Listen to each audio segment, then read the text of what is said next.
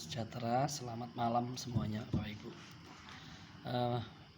Minggu yang lalu kita belajar tentang belas kasihan ya, tentang Good Samaritans, orang Samaria yang baik hati, orang yang dipandang sebagai musuh, yang direndahkan karena mereka dipandang orang yang telah mencemarkan keturunan dan kemurnian orang Israel, karena mereka telah kawin-mengkawin dengan bangsa-bangsa lain. Itu orang Samaria. Jadi mereka bermusuhan dan tidak pernah bergaul.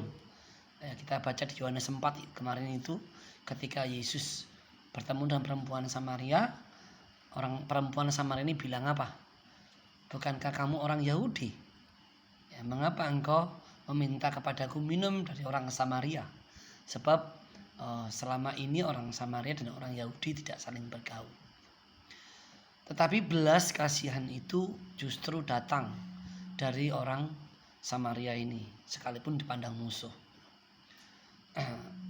Kalau dalam konteks sekarang ini sama dengan orang non Kristen yang membantu orang Kristen gitu ya, orang non percaya yang menyatakan kebaikannya kepada orang percaya.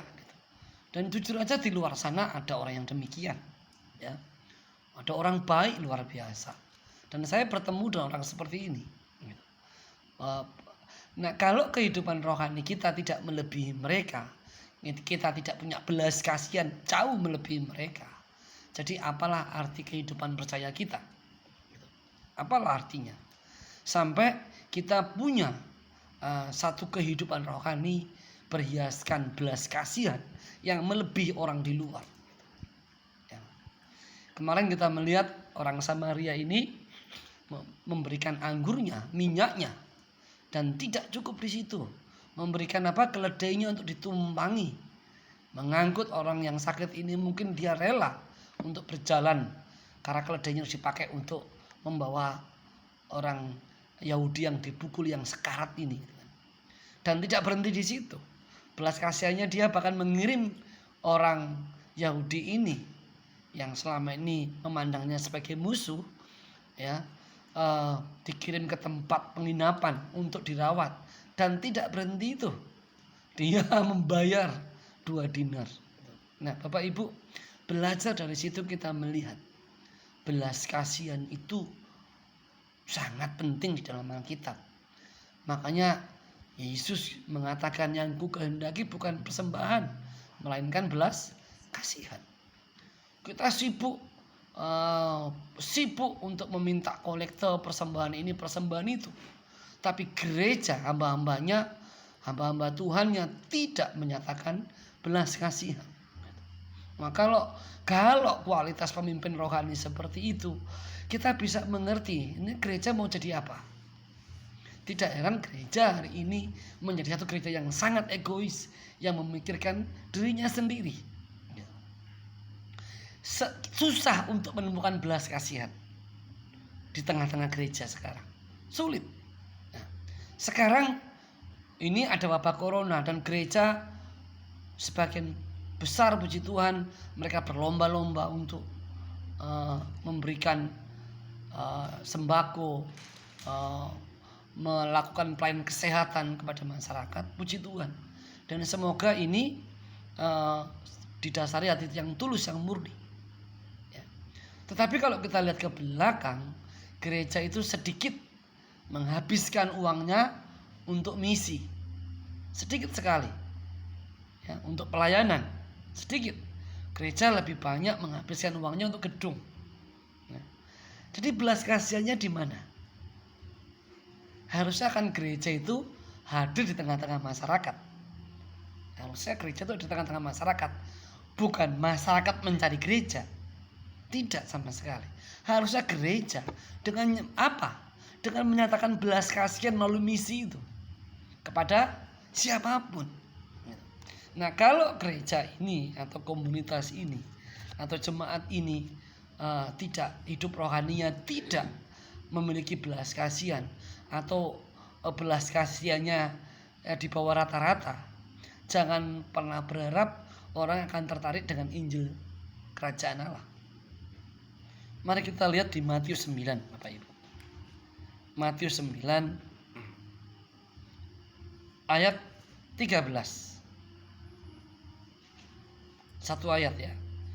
Nah, kalau di rumah nanti boleh dibaca dari Matius 9 ayat 9 sampai 13. Tapi kita baca satu ayat aja. Sudah ketemu ya? Matius 9 ayat 13. Jadi pergilah dan pelajari arti firman ini. Yang ku kehendaki apa? Ialah belas kasihan dan bukan, karena aku datang bukan untuk memanggil orang benar, melainkan untuk orang berdosa. Yang ku kehendaki apa? Belas kasihan, bukan? Sekarang gereja dibalik. Yang ku kehendaki adalah persembahan. Di mana-mana tempat begitu. Karena berpikir kalau kita hamba-hambanya, kita pelayannya, kita pekerjanya di ladang Tuhan. Dan mereka menggunakan ayat yang ditulis di Perjanjian Lama, juga dikutip oleh Paulus, ya,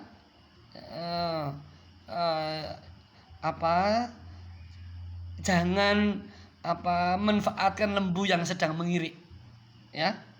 Atau kalau kita lihat di Perjanjian Lama maupun Perjanjian Baru, memang orang punya pemikiran bahwa pelayan-pelayannya itu berhak untuk mendapat persembahan.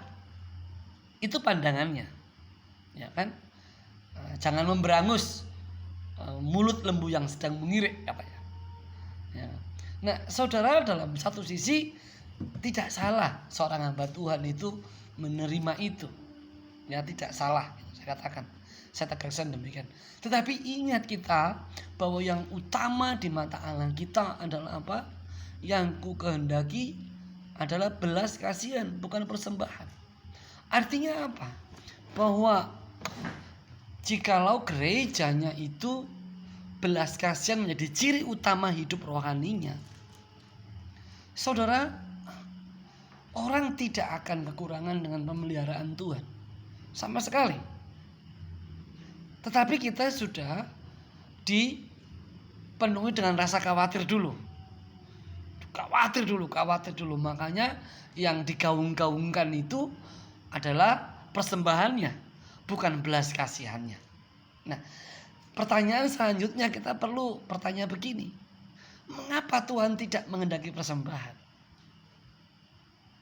Mengapa dengan keras Tuhan itu mengatakan, yang ku kehendaki belas kasihan, bukan persembahan? Itu kalimat keras dan kalimat sangat tegas. Saudara tidak perlu menjadi sarjana S3 teologi untuk memahami pernyataan itu. Tidak perlu. Karena itu pernyataan yang jelas dan tegas kan. Yang ku kehendaki bukan persembahan, tetapi belas kasihan. Itu yang ku kehendaki. Nah, mengapa? Saya mau tanya, apa bedanya persembahan dengan belas kasihan? Apa bedanya? Apa itu persembahan? Persembahan itu kan yang sesuatu yang saudara bisa berikan, yang saudara punya, yang ada pada diri saudara. Kalau saudara nggak punya uang, nggak punya harta, saudara punya waktu. Kalau saudara nggak punya barang, nggak punya harta, nggak punya waktu, tapi punya tenaga, saudara bisa berikan tenaga. Ya. Jadi apa yang ada itu yang diberikan. Itu persembahan. Tetapi belas kasihan itu apa lagi? Apakah itu sama dengan persembahan? Tidak. Belas kasihan itu sesuatu yang ada di dalam diri kita, ya kan? Yang itu hasil perubahan yang dikerjakan oleh Roh Kudus sendiri. Kalau di dalam kehidupan orang percaya, ya, dulu sebelum kita kenal Yesus, kita hidup berpusat kepada diri sendiri kan. Egois kita ini lebih penting, ego kita lebih utama. Semua kita dulu. Tapi begitu kita kenal Tuhan, firman Tuhan masuk dalam hidup kita, Roh Kudus dengan kuasanya bekerja mengubah kita. Kita dulu hidupnya itu yang berpusat kepada diri sendiri, yang melayani ego kita, sekarang dirubah menjadi orang yang melayani sesama. Untuk melayani sesama itu tidak bisa kalau orang tidak punya belas kasihan. Nah, dalam konteks Matius 9 tadi yang kita baca, itu kisah tentang Matius pemungut cukai yang dipanggil untuk mengikut Tuhan. Ketika Yesus bertemu Matius, Lewi si pemungut cukai ini depan bait Allah sedang bekerja. Tahu pemungut cukai pekerjaannya apa? Tarik menarik uang, ya kan? Dan pemungut cukai pada zaman Yesus itu sangat dibenci sekali. Kenapa? Karena mereka memungut uang pajak dari bangsanya sendiri yang dijajah oleh bangsa Romawi. Dan uang itu sebagian diberikan kepada bangsa Romawi dan sebagian untuk siapa? Untuk dirinya sendiri. Makanya mereka hidup lebih mewah pada zaman itu. Jadi sangat dibenci sekali oleh sesama orang Israel. Orang berdosa menurut orang Israel pada zaman itu cuma dua saja. Pesundal, pezina, dan pemungut cukai. Mereka dipandang sangat orang berdosa sekali. Makanya ketika Yesus memanggil Matius ini, Matius, kemarilah ikutlah aku. Dan kemudian luar biasa, atas pernyataan itu tiba-tiba Matius tinggalkan meja kerjanya dia yang lagi tarik menarik uang dan dia ikut Yesus. Dan dikatakan kemudian mereka bersekutu makan bersama kan? Dan orang-orang Farisi ahli Taurat melihat, lihat gurumu duduk dan makan dengan orang berdosa. Dan kemudian datanglah pernyataan ini dari mulut Yesus. Yang ku kehendaki adalah belas kasihan, bukan persembahan. Aku datang bukan untuk orang yang sehat, tapi untuk orang yang sakit. Aku datang bukan untuk orang benar, tapi untuk orang berdosa. Nah, saudara, belas kasihan itu menjangkau orang yang membutuhkan. Belas kasihan kita itu menjangkau yang membutuhkan, siapapun dia. Tetapi kalau kita lihat di situ bahwa belas kasihan Tuhan ini menjangkau orang berdosa. Nah, dan kata lain apa? Bahwa selama ini orang-orang ahli Farisi, ahli Taurat, sama sekali sekalipun mereka tokoh agama, sama sekali mereka tidak punya belas kasihan kepada pemungut cukai. Sama sekali mereka tidak punya belas kasihan kepada perempuan yang kedapatan bagi-bagi berzina yang mereka bawa datang kepada Yesus. Menurut hukum Taurat, perempuan yang berzina ini harus, menurut hukum Musa, mereka harus dilempari batu sampai mati. Tidak ada belas kasihan dengan alasan yang rohani. Saudara, kita menggunakan kebenaran rohani di dalam firman Allah itu untuk membenarkan diri kita, bukan untuk menyatakan belas kasihan. Itu sangat berbahaya. Orang menggunakan begitu banyak alasan rohani untuk tidak melakukan kebenaran rohani yang sesungguhnya. Itu sangat berbahaya. Sangat berbahaya. Nah, tanpa sadar orang-orang percaya gereja Tuhan hidup dengan pola seperti ini. Dengan standar seperti ini.